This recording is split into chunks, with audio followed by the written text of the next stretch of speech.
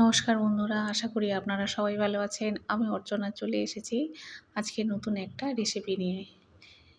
এখানে নিয়েছি শুকনো লঙ্কা, এলাচ, দারুচিনি, লবঙ্গ, জিরে আর ধনিয়া। এগুলো ভালো করে হালকা করে ভেজে বেটে নেব একসঙ্গে। তারপরে দিয়েছি কিছুটা পটল কেটে নিয়েছি, নিয়ে এর মধ্যে হলুদ দিয়ে ভালো করে ভেজে নিচ্ছি।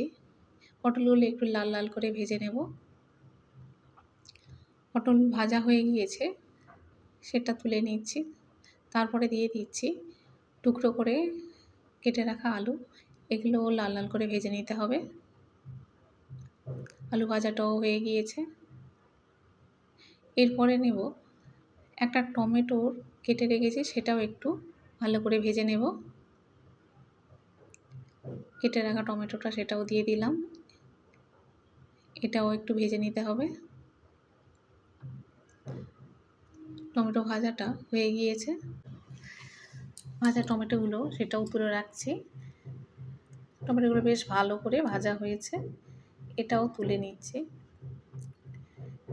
এরপরে কয়েকটা কাজু বাদাম নিয়েছি, আর নিয়েছি পোস্ত আর মগজদানা। এটা একসঙ্গে পেস্ট করে রাখবো।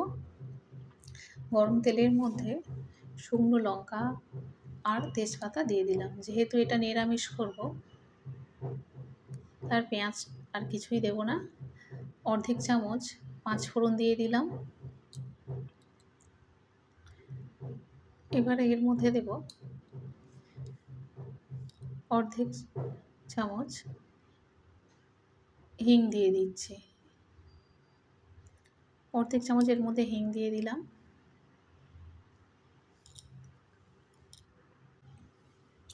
এক চামচ আদা বাটা দিলাম, আর যে মশলাটা আমি বেটে রেখেছিলাম সেটাও দিয়ে দিলাম। দিয়ে এটা ভালো করে কষিয়ে নিচ্ছি।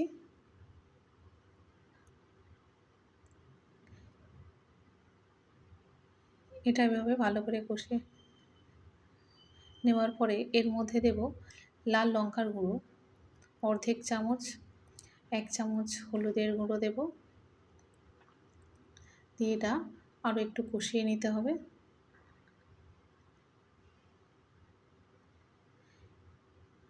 এর মধ্যে দেব স্বাদ মতো নুন দেব, আর সামান্য একটু চিনি দেব।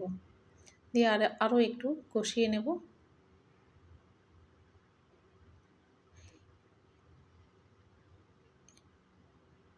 বেশ কিছুক্ষণ কষানোর পরে বেশ তেল ছেড়ে দিয়েছে। এর মধ্যে কাজু বাদাম, পোস্ত আর মগজদানা বাটাটা এটাও এর মধ্যে দিয়ে দিচ্ছি। দিয়ে আর একটু কষিয়ে নিচ্ছি।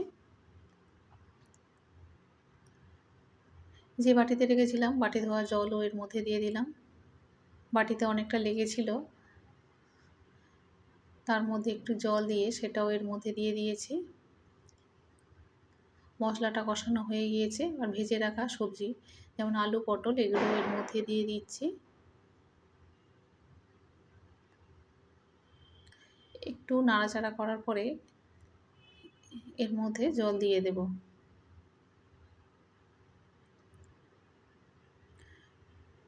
সবজি দিয়ে বেশিক্ষণ আর কষবো না, অল্প একটু কষানোর পরে এর মধ্যে জল দিয়ে দেব। কষানো প্রায় হয়ে গিয়েছে, এর মধ্যে জল দিচ্ছি।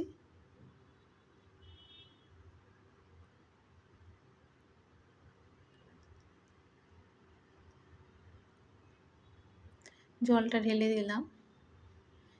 এবার এটা বেশ কিছুক্ষণ ফুটবে। তরকারিটা বেশ ফুটছে। এর মধ্যে ভেজে রাখা টমেটো আর কয়েকটা কাঁচা লঙ্কা চিড়ে দিয়েছি। আগে দিলে টমেটোগুলো গলে যেত, তাই আমি একটু শেষের দিকেই দিয়েছি। টমেটো সিদ্ধ হতে বেশি সময় লাগবে না। তরকারিটা একদম হয়ে এসেছে। ওপর থেকে কিছুটা ধনেপাতা কুচি দিলাম, আর দিলাম সামান্য একটু গরম মশলা। রান্নাটা কেমন হয়েছে আপনারা অবশ্যই করে কমেন্টে জানাবেন। আমি অর্চনা, আপনারা দেখছেন মাইসেলফ দীপ্তেন্দ্র। অবশ্যই করে লাইক, শেয়ার এবং সাবস্ক্রাইব করবেন। দেখা হবে আবার পরের ভিডিওতে।